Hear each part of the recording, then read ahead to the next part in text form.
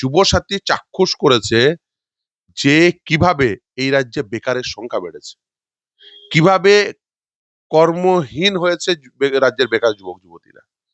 আপনি ভাবতে পারেন, মেডিকেল পড়ছে, তার মা এসে লাইনে দাঁড়িয়েছে। কেন? আপনি ভাবতে পারেন এই রাজ্যে কনস্টেবল নিয়োগ হয়, লিস্ট বের করে, সেখানে মার্কস থাকে না। আদালতে সে মামলা করার পরেও হেরে যায়, সিঙ্গেল বেঞ্চে হেরে গেছে, রায় বের করেছি যে উইথ ব্রেকেজ অফ মার্কস প্রকাশ করতে হবে, এখনো প্রকাশ করেনি। কেন জানেন? তারা ডিভিশন বেঞ্চে অ্যাপিল করতে গেছে, নাম্বার প্রকাশ করবে না বলে। নাম্বার প্রকাশ করতে এদের গায়ে জ্বালা। কেন?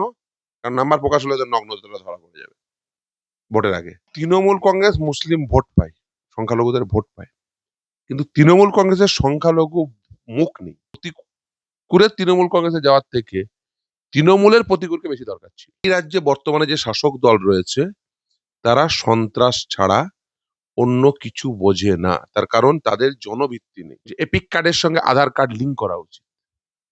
ভোট কেন্দ্রে গিয়ে ভোট দিতে গিয়ে মানুষ আক্রান্ত হচ্ছে, এর একটা অল্টারনেটিভ ভাবা উচিত। আজকে টেকনোলজি যুগে সেই অল্টারনেটিভ সহজেই ভাবা যায়।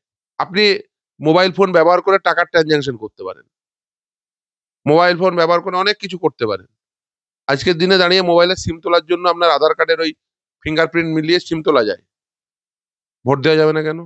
দেখুন, রাজ্যের যা পরিস্থিতি আইন শৃঙ্খলা বিষয়ে, শুধু তাই নয়, রাজ্যের আপনি যদি বিগত দিনের নির্বাচনগুলো দেখেন, পঞ্চায়েত নির্বাচন থেকে শুরু করে বিভিন্ন নির্বাচন এবং নির্বাচন পরবর্তী এবং নির্বাচন পূর্ববর্তী অবস্থা, তাহলে বুঝতে পারবেন যে ভোট পূর্বেই কেন কেন্দ্রীয় বাহিনীর প্রয়োজন হয়ে যাচ্ছে। তার কারণ এই রাজ্যে বর্তমানে যে শাসক দল রয়েছে তারা সন্ত্রাস ছাড়া অন্য কিছু বোঝে না। তার কারণ তাদের জনভিত্তি নেই।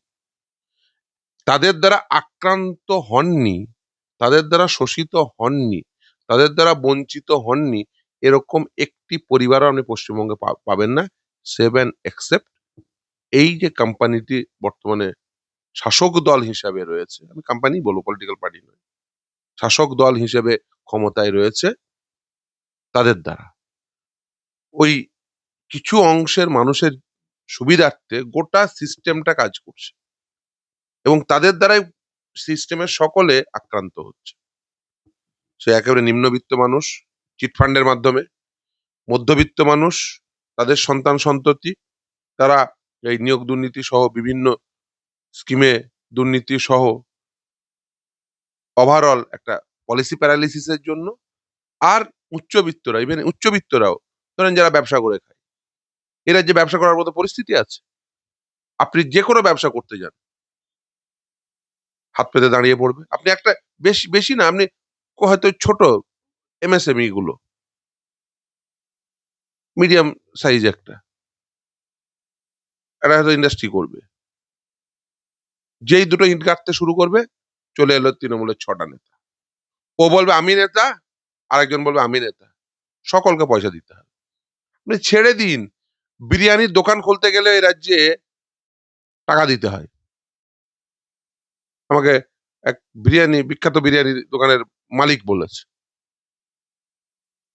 এই রাজ্যে এই পরিস্থিতি। ফলে এই রাজ্যে আক্রান্ত নন এরকম মানুষের সংখ্যা নেই এবং এই রাজ্যে শাসক দল একটা সন্ত্রাসের পরিবেশ তৈরি করে। এবং শুধু তাই না, আপনি ভোটগুলোতে দেখবেন, পঞ্চায়েত নির্বাচন 2018 পঞ্চায়েত নির্বাচন আমাদের মনে আছে, তার পরবর্তী পঞ্চায়েত নির্বাচন মনে আছে, ভোট পরবর্তী হিংসা মনে আছে, ভোটের আগে সন্ত্রাস কায়েম মনে আছে। ফলে এরা জানেন যে এই বর্তমানে শাসক দল, এদের জনভিত্তি নেই, সন্ত্রাসী হচ্ছে একমাত্র ভিত্তি, জনভিত্তি নয়, সন্ত্রাসী হচ্ছে এদের ভিত্তি। জনগণকে সঙ্গে রাখার একমাত্র ভিত্তিভূমি হচ্ছে সন্ত্রাস। হাইকোর্টের প্রধান বিচারপতির অধীনে বৈঠক, এর অর্থ কি? পরিস্থিতি একদম নিয়ন্ত্রণের বাইরে নাকি? একদমই। দেখুন, সুপ্রিম কোর্ট এই নির্দেশ কেন দিতে হলো? দেখুন, এই নির্দেশ যে সাপেক্ষে দিতে হয়েছে সেটা বুঝতে হবে যে বেসিক্যালি যে সিস্টেমটা সঠিকভাবে রান করছে না। সিস্টেমটা সঠিকভাবে রান করতো, আমি এই ক্ষেত্রে বলবো যে সাধারণভাবে নির্বাচন সংক্রান্ত যে কোনো কাজে নির্বাচন কমিশন তারাই আল্টিমেট কথা বলে। আমি নির্বাচন কমিশনের এই ক্ষেত্রে বলবো যে এই ক্ষেত্রে এমন এক পরিস্থিতি তৈরি হয়েছে এবং এই পরিস্থিতির জন্য দায়ী করার সিস্টেমে যারা অংশ তারাও যে এইভাবে প্রধান বিচারপতির তিনি নিচের আদালতের জেলা আদালতের বিচারপতিদের নিয়ে বৈঠক করতে হচ্ছে, অ্যাপয়েন্ট করতে হবে, তারা শুনানি সাপেক্ষে ডিসিশন নেবেন। এই বিষয়গুলো আসছে এই কারণেই একটা সত্যি সত্যি এক্সট্রাঅর্ডিনারি সিচুয়েশন তৈরি হয়েছে। এই এক্সট্রাঅর্ডিনারি সিচুয়েশনের সাপেক্ষে এক্সট্রাঅর্ডিনারি ডিসিশন হয়েছে। নির্বাচন সংক্রান্ত কাজে নির্বাচন কমিশনই শেষ কথা বলে, কিন্তু দুর্ভাগ্য হলো সত্য এই ক্ষেত্রে অন্য কথা হচ্ছে। নির্বাচন সংক্রান্ত আইনগুলো আরো বেশি যুগোপযোগী হতে হবে। বেশ কিছু নির্বাচন সংক্রান্ত আইন পরিবর্তনের প্রয়োজন হয়েছে এবং সেখানে আরো বেশি স্বচ্ছতার প্রয়োজন রয়েছে। যেমন ইমিডিয়েট আমি মনে করি যে এপিক কার্ডের সঙ্গে আধার কার্ড লিঙ্ক করা উচিত। ভোট কেন্দ্রে গিয়ে ভোট দিতে গিয়ে মানুষ আক্রান্ত হচ্ছে, এর একটা অল্টারনেটিভ ভাবা উচিত। আজকে টেকনোলজি যুগে সেই অল্টারনেটিভ সহজেই ভাবা যায়। আপনি মোবাইল ফোন ব্যবহার করে টাকার ট্রানজাকশন করতে পারেন, মোবাইল ফোন ব্যবহার করে অনেক কিছু করতে পারেন। আজকের দিনে দাঁড়িয়ে মোবাইলের সিম তোলার জন্য আপনার আধার কার্ডের ওই ফিঙ্গারপ্রিন্ট মিলিয়ে সিম তোলা যায়। ভোট দেওয়া যাবে না কেন? তাই না? একটি ভোট কেন্দ্রের সকলে ওই বায়োমেট্রিক ওয়েতে তার সংযুক্ততা থাকবে। তিনি যে প্রান্তেই বসে থাকুন না কেন, তিনি ভোট দেবেন। তাতে তাকে এসে ভোট কেন্দ্রে ভোট দিতে হবে, সন্ত্রাসের শিকার হতে হবে, সেই সম্ভাবনা কমে যায়। হ্যাঁ, তবে আরেকটা সম্ভাবনা তৈরি হয়, তৃণমূলের নেতারা বাড়ি বাড়ি গিয়ে হুমকি মেরে ওই বায়োমেট্রিক করিয়ে দেবে। সেটা আর এক সমস্যা। তার জন্য ভাবতে হবে। নিশ্চিতভাবে ভাবনা চিন্তা করলে নিশ্চিতভাবেই সে পথ বেরোবে। পর্যায়ে করানো হচ্ছে বিধানসভা নির্বাচন। তার আগে অন্তর্বর্তী বাজেটে কি মাস্টার স্ট্রোক দিয়ে দিয়েছে তৃণমূল সরকার? লক্ষ্মীর ভান্ডারে ৫০০ টাকা বাড়ানো এবং যুবসাথী প্রকল্পকে উল্টোটা বাড়িয়ে দেবে। উল্টোটা যুবসাথী চাক্ষুষ করেছে যে কিভাবে এই রাজ্যে বেকারের সংখ্যা বেড়েছে, কিভাবে কর্মহীন হয়েছে রাজ্যের বেকার যুবক যুবতীরা। আপনি ভাবতে পারেন, মেডিকেল পড়ছে, তার মা এসে লাইনে দাঁড়িয়েছে। কেন? তার কারণ একজন এমবিবিএস পাস করার পরেও এই রাজ্যে কর্ম নিশ্চয়তা নেই। এই রাজ্যে মাস্টার ডিগ্রি করা, পিএইচডি করা ছেলে মেয়েরা তারা লাইন দিচ্ছে কেন? কর্মসংস্থান নেই। এইটা চাক্ষুষ করে দিয়েছে মমতা বন্দ্যোপাধ্যায় সরকারের একেবারে কর্মসংস্থানহীন মুখকে। এই সমস্ত লাইনগুলো কি বেকার? বেকারের লাইন, বেকার যুবক যুবতীদের লাইন। তার মানে কি? এদের হাতে কাজ নেই, বেকার ভাতা নিচ্ছে। এটা কখনোই ভালো বিজ্ঞাপন হতে পারে না। চোখে জল নেই। এরা তো চেয়েছিলেন যে বেসিক্যালি ওরা আসবেন, অ্যাপয়েন্টমেন্টের লেটার নিয়ে যাবেন। আমি যদি ওটা বেকার ভাতা না হয়ে যদি কর্মসংস্থান মেলা হতো, অ্যাপয়েন্টমেন্ট লেটার দেওয়া হতো, একটা লাইন থাকতো সরকারি কাজের, একটা লাইন থাকতো বেসরকারি কাজের, যোগ্যতার ভিত্তিতে সব কাজ নিয়ে যেত। ভোটের আগে চলো যোগ্যতার ভিত্তিতে কাজ নিয়ে যাও। তুমি শিক্ষকের চাকরি অ্যাপয়েন্টমেন্ট লেটার নিয়ে যাও, তুমি প্রফেসরের চাকরি অ্যাপয়েন্টমেন্ট, অ্যাসিস্ট্যান্ট প্রফেসর চাকরি অ্যাপয়েন্টমেন্ট লেটার নিয়ে যাও, তুমি ডাব্লিউবিপিএস এর, ওয়েস্ট বেঙ্গল পুলিশ সার্ভিসের, তুমি ডাব্লিউবিপি এর কনস্টেবল নিয়োগ। আপনি ভাবতে পারেন এই যে কনস্টেবল নিয়োগ হয়, লিস্ট বের করে, সেখানে মার্কস থাকে না। আদালতে সে মামলা করার পরেও হেরে যায়, সিঙ্গেল বেঞ্চে হেরে গেছে, রায় বের করেছি যে উইথ ব্রেকেজ অফ মার্কস প্রকাশ করতে হবে, এখনো প্রকাশ করেনি। কেন জানেন? তারা ডিভিশন বেঞ্চে অ্যাপিল করতে গেছে, নাম্বার প্রকাশ করবে না বলে। নাম্বার প্রকাশ করতে এদের গায়ে জ্বালা কেন? কারণ নাম্বার প্রকাশ হলে এদের নগ্নতা ধরা পড়ে যাবে ভোটের আগে। এই যে এই যে যারা ধরুন সিভিক ভলেন্টিয়ার, যারা ইসি ক্যাটাগরি ক্যান্ডিডেট, তাদের সব প্রপার রিজার্ভেশন আছে। এই যে সিভিক ভলেন্টিয়ারদের ইউজ করা হয়, আপনারা জানেন এরা সব দিকে কষ্ট। এদের প্রথম কথা স্বল্প টাকা দেওয়া হয়, এদের প্রত্যেকের বেতন বাড়ানো উচিত। এই সিভিক ভলেন্টিয়ারদের ওই ওই ক টাকা বাড়িয়েছে, ক টাকা কেন বাড়াবেন? ওদের দিয়ে সব থেকে বেশি কাজ করে, ওরা পুলিশদের থেকে বেশি কাজ করে, সাধারণ পুলিশদের কর্মীদের থেকে বেশি কাজ করে। সকলের বেতন বাড়ানো উচিত। তাদের যে এই যে নিয়োগের ক্ষেত্রে তাদের যে সংরক্ষণ আছে, সেই সংরক্ষণ নীতি মানছেন না। নাম্বার প্রকাশ করলে ওটা ধরা পড়ে যাবে। ভিলেজ পুলিশ, কত কত ছেলে মেয়ে তার সারা যৌবনটা দিল, কিচ্ছু পায় না। নিয়োগের লিস্ট বের করবেন, মার্কস থাকবে না, কারণ দুর্নীতি করবে। খুব পরিষ্কার করে বলতে গেলে এই রাজ্যে কর্মসংস্থান নেই, তাই বেকার বেকার ভাতা দিয়ে এত মানুষকে লাইনে দাঁড় করিয়েছেন। এটা এই রাজ্যটা যে কত খারাপ ভাবে চলছে, এই রাজ্যে যে কর্মসংস্থান নেই তার অ্যাডভার্টাইজমেন্ট। কিন্তু স্যার, এবার আমি আসবো একটু বেশ কিছু একদম কড়া রাজনৈতিক প্রশ্ন আপনার কাছে। সেটা হলো লোকসভা নির্বাচনে লড়েছিলেন যার বিরুদ্ধে, সেই অভিষেক বন্দ্যোপাধ্যায়ের সামনে তৃণমূলে যোগ দিতে দেখা গেল প্রতিকুর রহমানকে। কি বলবেন? দেখুন, প্রতিকুর রহমান তিনি যোগ দিয়েছেন, কিন্তু আমি একটা অন্যভাবে দেখছি। সেটা কি, আসলে তৃণমূল কংগ্রেসের প্রতিকুরকে প্রয়োজন ছিল। কেন এই কথা বলছি? তার কারণ তৃণমূল কংগ্রেস মুসলিম ভোট পায়, সংখ্যালঘুদের ভোট পায়, কিন্তু তৃণমূল কংগ্রেসের সংখ্যালঘু মুখ নেই। তৃণমূল কংগ্রেস দীর্ঘদিন ধরে এই সংখ্যালঘু মুখ, বিশেষ করে এই 26-এর ভোটের আগে এরা খুঁজে বেড়াচ্ছে, এবং সেই জন্য কারণ ওদের বর্তমানে যে মুখগুলো রয়েছে সেগুলো মানুষের কাছে গ্রহণযোগ্য। শওকত মোল্লা যদি মানুষের কাছে গ্রহণযোগ্য, শওকত মোল্লা আগে তার দলের কাছে গ্রহণযোগ্য হোক। তার দলের নেত্রী বলে তুই বাস স্ট্যান্ড নিয়ে কি করবি, তুই তো বোম বাঁধিস, তারপরে তাকেই টিকিট দিতে বাধ্য হন, কারণ জানে তৃণমূল কংগ্রেস ওই বোম বেঁধেই তাদের ভোট নিতে হবে। আর তারপরে একটা ইমেজ বিল্ডিং করতে হয়, সেই ইমেজ বিল্ডিং এর সাপেক্ষে মানে প্রতিকুর রহমান ইমেজ বিল্ডার। ওদের সংখ্যালঘু ভোট আছে কিন্তু সংখ্যালঘু নেতা নেই। তার তুলনায় প্রতিকুরের বিরুদ্ধে কেউ, দেখুন, সে দলে যেতেই পারেন, কিন্তু আমি মনে করি না প্রতিকুরকে কেউ দুর্নীতিগ্রস্ত ছিল বলে কেউ দেখিয়ে দেবে, একদমই না। প্রতিকুরের লড়াই মানে প্রতিকুর এতদিন তৃণমূল কংগ্রেস যেতেই পারেন, সেটা তার নিজস্ব ব্যক্তিগত বিষয়, সে সে বলতে পারবেন, আমি এই নিয়ে কোনো মন্তব্য করবো না। কিন্তু প্রতিকুর লড়াই করতো না, প্রতিকুর লড়াকু ছিল না, প্রতিকুর দুর্নীতিগ্রস্ত ছিল, এ কথা কেউ বলবে না। নিশ্চিতভাবে সে লড়াই করেছে, হেরেছে, মার খেয়েছে। প্রতিকুর বেসিক্যালি তৃণমূল কংগ্রেসে গিয়ে, প্রতিকুরের তৃণমূল কংগ্রেসে যাওয়ার থেকে তৃণমূলের প্রতিকুরকে বেশি দরকার ছিল। প্রতিকুরের যতটা তৃণমূলের দরকার ছিল তার থেকে বেশি তৃণমূলের প্রতিকুরকে বেশি দরকার ছিল, কারণ ইমেজ বিল্ডিং হবে। 2026-এর আগে প্রতিকুরদের পাশে নিয়ে ইমেজ বিল্ডিং করতে চাইছে। এতটাই কি ডিপ্রাইভড পজিশনে, এতটাই কি খুব কি বলবো, ক্ষমতাগত দিক থেকে একদম কোণঠাসা হয়ে পড়েছে তৃণমূল?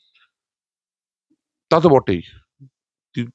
তৃণমূল কংগ্রেসের বিশেষ করে সংখ্যালঘু ভোটের একটা বড় অংশ চলে যাওয়ার সম্ভাবনা আছে। তার কারণ দেখুন, তৃণমূল কংগ্রেসেরই বিধায়ক হুমায়ুন কবির দল থেকে বেরিয়ে গেছেন, ফলে মুর্শিদাবাদ সহ ওই অঞ্চলের একটা বড় ভোট ব্যাংক তৃণমূল কংগ্রেস থেকে সরে যাবে। এক, আইএসএফ আছে, তারা একটা বড় ভোট শেয়ার নিয়ে নিয়ে যাবে। বামপন্থী দলগুলো আছে, একটা বড় ভোট শেয়ার নেবে। তাহলে সংখ্যালঘু ভোট তাহলে বেসিক্যালি ওখানে চলে গেল। এর সঙ্গে কংগ্রেস আলাদা লড়ছে, তারা একটা বড় ভোট শেয়ার নেবে। তাহলে সংখ্যালঘু ভোট, যেটা তৃণমূলের জেতার যে মূল অঙ্ক, সেখানে একটা শেয়ার নেবে সিপিএম সহ অন্যান্য বাম দল, একটা শেয়ার নেবে কংগ্রেস, একটা শেয়ার নেবে আইএসএফ, একটা শেয়ার নেবে হুমায়ুন কবির। ওইদিকে দেখুন আর এক পীর সাহেব আছেন পূর্ব মেদিনীপুরে, তিনিও একটা রাজনৈতিক দল খুলেছেন। ফলে এই যে অংশগুলো, তারা এক একটা ভোট শেয়ার দেবে। এই অবস্থায় দাঁড়িয়ে তৃণমূলের সংখ্যালঘু ভোট, যেটা তৃণমূলের জেতার জন্য মূল ভোট ব্যাংক, সেই ভোট ব্যাংক তৃণমূলের কাছে থাকার সম্ভাবনা কমে যাচ্ছে। সেই জন্য তৃণমূলের এমন একজন মুসলিম ফেস, কারণ শওকত মোল্লাকে দেখে মুসলিমদের একটা বড় অংশ চলে আসবে, এটা হবে না। সিদ্দিকুল্লাহ চৌধুরীকে দেখে চলে আসবে, হবে না। ববি হাকিমকে দেখে চলে আসবে, হবে না। আপনি আর নেতার নাম বলুন। ফলে আপনি তৃণমূল কংগ্রেসের এরকম নেতার নাম বলতে পারবেন না যে অ্যাক্রস দ্য লাইন মানুষের কাছে গ্রহণযোগ্য হবে। একদমই। যেমন যেমন ধরুন নওশাদ সিদ্দিকী, সে গ্রহণযোগ্য হয়েছে মানুষের কাছে। বামপন্থী দলগুলো, সিপিএম সহ বামপন্থী সমস্ত দলগুলো মানুষের কাছে গ্রহণযোগ্য, ইরেসপেক্টিভ অফ ধর্মীয় লাইন। ভোট হয়তো না দিতে পারে, কিন্তু আমি বলছি গ্রহণযোগ্যতা। দেখুন, ভোট দেওয়া না দেওয়া তার গ্রহণযোগ্য হবে, তারপরে ডিসাইড হবে। কারণ ভোট দেওয়াটা অনেকগুলো ফ্যাক্টরের উপর ডিপেন্ড করে। তৃণমূল যে ভোট পায় যেতে, ও তো বেশিরভাগ সময় ভোট জিতেছে বেসিক্যালি বিজেপির জুজু দেখিয়ে। এই এবার সিএ জুজু দেখিয়ে, এর আগের বার ভোটে, এবারে এসআইআর এর জুজু দেখিয়ে ভোট জেতার চেষ্টা করছে। আমি মনে করি এই এসআইআরটা না হলে তৃণমূলের ভোট আরো কম, এমনিই কমবে, তৃণমূলের ভোট কমবে না এটা ফ্যাক্টরে কমবে, কিন্তু এসআইআরটা না হলে তৃণমূল কংগ্রেসের ভোট আরো কম। তৃণমূল মানে একেবারে প্রান্তিক পার্টিতে পরিণত হতো, তারপরে উঠেই যেত। কিন্তু এসআইআর হওয়ার ফলে ওরা অক্সিজেন পেয়েছে। ওরা বেসিক্যালি এসআইআর কে হাতিয়ার করে ওরা ভোটে যেতে চাইছে। সেই জন্য দেখবেন এসআইআর নিয়ে ও জানে কিছু করবে। মমতা বন্দ্যোপাধ্যায় সবার আগে এসআইআর হতে দেবো না বলে সবার আগে এনুমারেশনের ফর্ম ফিল আপ করেছে। মমতা বন্দ্যোপাধ্যায় সবার আগে এনুমারেশন ফর্ম ফিল আপ করে এসআইআর এর সমস্ত আধিকারিক সহ এই ওর যে ইনফ্রাস্ট্রাকচার ব্যবহার করতে দিয়ে তারপরে দেখবেন ও নিজেই সুপ্রিম কোর্ট পৌঁছে। কেন? ছবি তৈরি করার জন্য, মানুষের মনে এফেক্ট ফেলানোর জন্য, সংখ্যালঘু মানুষের মনে বিশ্বাস জাগানোর জন্য যে আমরা লড়ছি, আমাদের ভোট দাও, এই বিশ্বাস জাগানোর জন্য। এর আগে যেমন সিএ, সিটিজেনশিপ অ্যামেন্ডমেন্ট অ্যাক্টের ভয় দেখিয়ে ভোট নিয়েছে, আর এসআইআর এর জুজু দেখিয়ে ভোট দেবে এই ধান্দায়। এদেরকে ভোট দেবেন না, আমি বলছি এদেরকে ভোট দেবেন না, এই তৃণমূল কংগ্রেসকে। দেখুন, আমি মনে করি এই রাজ্যে তৃণমূল কংগ্রেস দ্বারা আক্রান্ত হননি, বঞ্চিত হননি, শোষিত হননি এরকম মানুষ নেই, প্রায় নেই। কিন্তু তো প্রতিকূল রহমানকে তৃণমূলের সঙ্গে একদম ডিল করার সিপিএম এর অভিযোগ প্রসঙ্গে অভিষেক বন্দ্যোপাধ্যায়কে বলতে শোনা গেল যে যারা আজ সিপিএম কে শূন্যে নামিয়ে এনেছেন তারাই এখন প্রতিকূলদের মতো তরুণদের দোষারোপ করছেন। অভিষেক বন্দ্যোপাধ্যায় আরো বললেন যে প্রতিকূল সিপিএম এর কাছে বশ্যতা স্বীকার করেনি। আমি কতদিন রাজনীতি করবো জানি না, তবে আগামী প্রজন্মকে সুযোগ করে দিতে চাই, এমনটাই বললেন অভিষেক বন্দ্যোপাধ্যায়। নতুন এবং পুরনো প্রজন্মের সমন্বয়ে একটি দল শক্তিশালী হয়ে ওঠে। কি বলবেন? হঠাৎ এই কথা বলছেন কেন? আমি কতদিন রাজনীতি করবো জানি না। সেটা তিনি বলতে পারবেন, কেন কি প্রেক্ষিতে বলেছেন, তিনি কেন বলেছেন। কিন্তু ওই যে বললাম, প্রতিকূলদের তৃণমূল কংগ্রেসের প্রয়োজন, প্রতিকূলরা তৃণমূল কংগ্রেসের প্রয়োজনীয়তা অনুযায়ী তারা সেখানে গেছে। প্রতিকূলের যাওয়া তৃণমূল কংগ্রেসকে নিশ্চিতভাবেই ওই যে প্রয়োজনীয়তা পূরণ করা। এবং আমি মনে করি তৃণমূল কংগ্রেস হয়তো ভোটে জেতার জন্য বিভিন্নভাবে এদের নিয়ে আসছেন, কিন্তু তৃণমূল কংগ্রেসের আপনি যদি আগে যারা গেছেন অন্য দল থেকে তাদের যদি ইতিহাস ভূগোল গুলো দেখেন তাহলে দেখবেন পরিণতি কি হয়েছে। সোমেন মিত্র, মানুষ ভূঁইয়া, পরপর নাম করে যেতে পারি। আপনি ইভেন সিপিআইএম থেকেও গেছেন, তাদের নামের মধ্যে যাচ্ছে। তারা যেভাবে যে পজিশনে ছিলেন, তারা কি বর্তমানে সেখানে আছেন? কেউ হয়তো একটা এমপি হয়েছে, কিন্তু সিপিআইএম এ যে গুরুত্ব পেতেন একে কি পান? ওরা বেসিক্যালি যাবে, নিয়ে গিয়ে গ্যারেজ করে দেন। ডক্টর মানস ভূঁইয়া রাজ্যের নেতা ছিলেন, এখন একটা পশ্চিমবঙ্গের একটা অঞ্চলের নেতা হয়ে গেছে। যে সোমেন মিত্রকে লোকে বাঘের মতো চিনত, সেই সোমেন মিত্রকে পরবর্তীতে এমপি হয়েছিল, সেই সোমেন মিত্র ছিলেন। আমি কোনো মন্তব্য করতে চাইবো না, আজকে সে জয়েন করেছে প্রতিকূল তৃণমূলের প্রয়োজনে। আমি মনে করি ক্ষতি করে জয়েন করেছে, কারণ তৃণমূলের দরকার ছিল। কিন্তু আমি সোমেন মিত্র থেকে শুরু করে, মানুষ ভুঁইয়া থেকে শুরু করে একাধিক নাম বলে যেতে পারি, যারা রাজ্যের নেতা ছিলেন তাদেরকে তৃণমূল কংগ্রেস অঞ্চলের নেতা বানিয়েছে। সাধারণ মানুষ আমরা ভক্ত ছিল প্রশ্ন করেছেন যে হঠাৎ করে সিপিএম এর এত টালমাটাল তো আমি মনে করি না সিপিএম এর টালমাটাল। দেখুন, নিশ্চিতভাবেই বলবেন যে শূন্য আছে, ভোট শেয়ার নেই, কিন্তু আমি মনে করি ওভারঅল বামপন্থীদের গ্রহণযোগ্যতা বাড়ছে, মানুষের মধ্যে গ্রহণযোগ্যতা বাড়ছে। এখন ভোটের অঙ্কে, ভোট বিভিন্ন অঙ্কে হয়। ভোট কখনো একটি নির্দিষ্ট ঘটনার সাপেক্ষে হয়, কখনো ঘটনা ক্রমের সাপেক্ষে হয়, কখনো বাইনারির সাপেক্ষে হয়।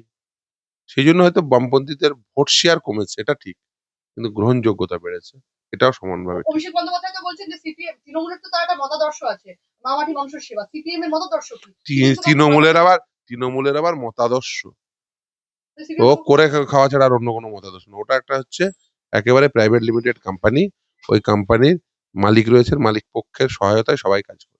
আপনারা তো কাউকে ভাতা দেননি, সিপিএম তো কাউকে ভাতা ও জানেন না সিপিএম এর সময় ভাতা দেওয়া হতো, 34 বছরে ভাতা দেওয়া হতো, জানেন না?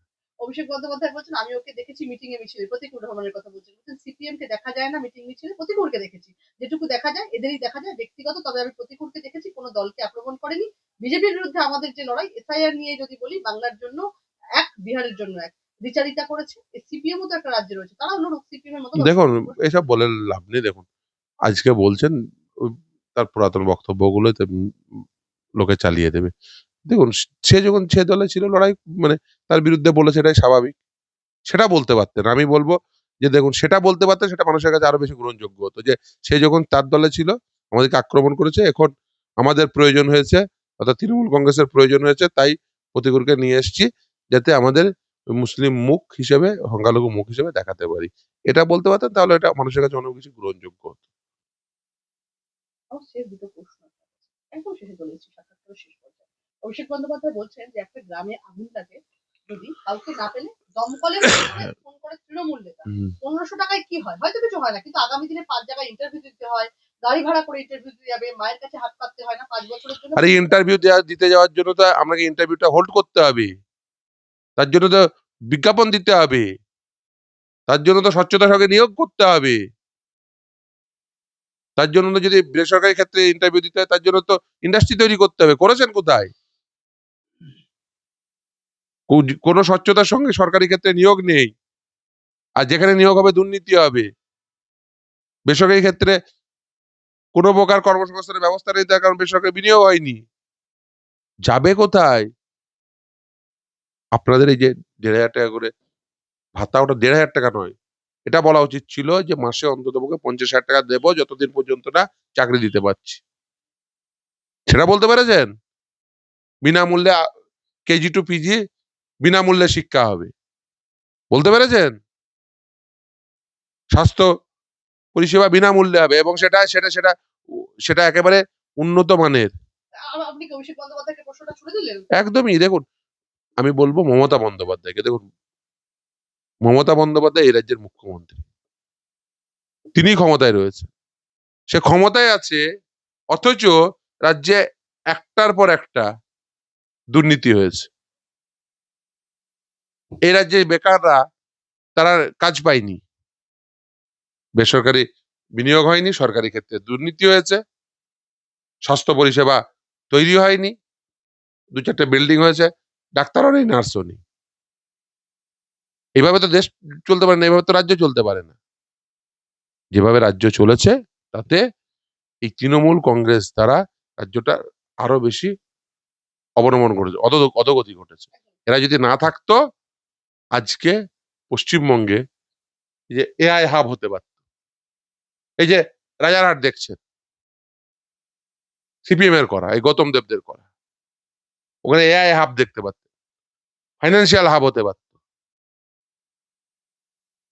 ওখানে এই যে ধরুন, এখন এই টেকনোলজির মাধ্যমে টাকা ট্রান্সফার হয়, সে সময় পরিকল্পনা করা হয়েছিল ফাইন্যান্সিয়াল হাব হবে, ওখানে ছেলেমেয়েরা চাকরি পেত। আচ্ছা আপনি বলুন যে বামফ্রন্ট একটা সেক্টর 5 করেছিল, সেক্টর 6, সেক্টর 7 সল্টলেকে, রাজারহাটে তার বিস্তার ঘটবে, করতে পেরেছেন? করতে পারেননি। কি করেছেন? এখন সেই রাজারহাটটাকে আস্তে আস্তে আস্তে আস্তে তার অধোগতি দেখা যাচ্ছে। একদমই। এটা তো আমার শেষ একটাই প্রশ্ন আপনার কাছে। সেটা হচ্ছে প্রতিকূল রহমান কথা বললেন যে আমি সিপিএম এ ছিলাম, তখন বলেছিলাম লক্ষ্মীর ভান্ডার ভিক্ষা নাও, অধিকার চাই। পরে দল বলল ভিক্ষা বলা ঠিক হবে না, লোকের মধ্যে রিয়াকশন আছে, ভোট আরো কমে যাচ্ছে, তাই বলতে হবে ভাতা বাড়াতে হবে। এবং তিনি আরো একটা কথা বললেন যে গতকাল যারা বললো যে তোমায় মেরেছিল যারা, তাদের হয়েই লড়বে। আমি মার কাদের জন্য খেয়েছিলাম, আমি তো থাকতে চেয়েছিলাম দলে, দমবন্ধ পরিস্থিতির মধ্যে আমি মুখ খুলেছি, অনেকেই মুখ খুলেছে। এবং তিনি বলছেন শুভেন্দু অধিকারী দুদিন আগে সেলিমকে আক্রমণ করেছিলেন লোকসভা নির্বাচনে, কতবার ফোন করেছিলেন, কি কথা হয়েছিল আস্তে আস্তে বের করবো। প্রতিকূল বলছেন যে আমার 1 মাস আগে ভোটে দাঁড় করানো হয়েছে, সবাই জানতো আমি হারবো, এখন আমার কি বলার আছে, ভোট টুট হয়েছে সেটাই বলেছি। কি বলবেন? দেখুন, সে চলে গেছে, এই নিয়ে তাকে তো দুটো কথা যুক্তি দিতেই হবে। যেমন যখন দল পরিবর্তন করেন ফলে তখন তাকে যুক্তি দিতেই হবে, সেই সমস্ত যুক্তি ছাড়া আর কিছুই নয়। কিন্তু এটুকু আমার যা ব্যক্তিগত অনুধাবনা সেটা হচ্ছে যে তৃণমূলের প্রতিকূলকে অনেক বেশি প্রয়োজন ছিল, তাই তৃণমূল প্রতিকূলকে নিয়েছে, বা তৃণমূল প্রতিকূলকে বেসিক্যালি আমি বলবো যে বিভিন্ন ভাবে তাকে বলতে পারেন প্রজেক্ট করতে চাইছি বা হোয়াটসঅ্যাপ। কারণ আপনি যদি শেষ কয়েকদিনের মানে ইন্টারভিউর প্যাটার্ন দেখেন তাহলে বুঝতে পারবেন যে ওটা সমস্তটাই স্ক্রিপ্টেড ছিল, তৃণমূলের স্ক্রিপ্টেড ছিল। আপনি প্যাটার্ন দেখলেই বুঝতে পারবেন। মনে হয়নি, আইপ্যাক স্ক্রিপ্টেড মনে হয়েছে।